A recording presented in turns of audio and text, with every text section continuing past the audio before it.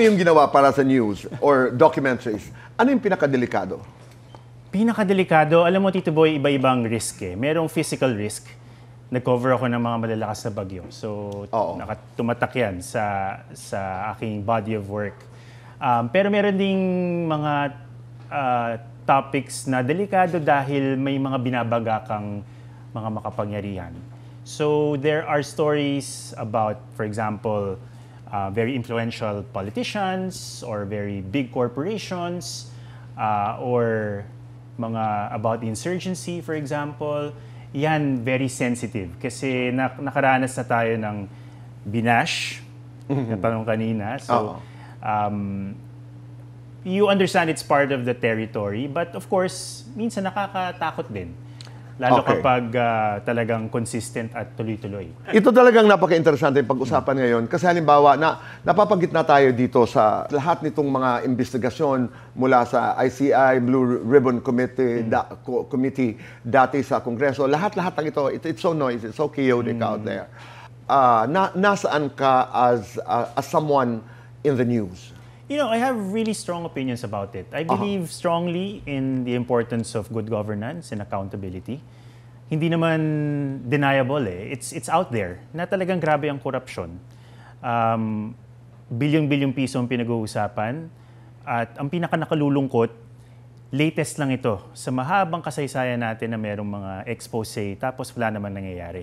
So, I am absolutely 100% with ordinary people when they say na we're sick and tired and we want people to pay. Gusto namin may managot. This is not just for you and me, but for a lot of people who are in broadcast, for example.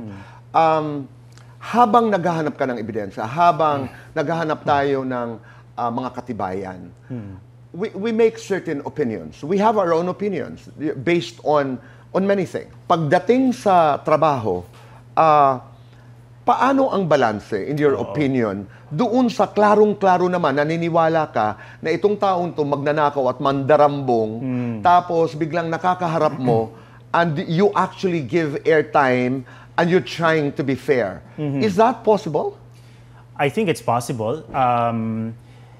Tricky yan, Tito Boy. Unang-una, yung access kasi malaking usapin yan sa mga journalist eh. Parang when I say access, papayag ba yung tao na ma-interview siya?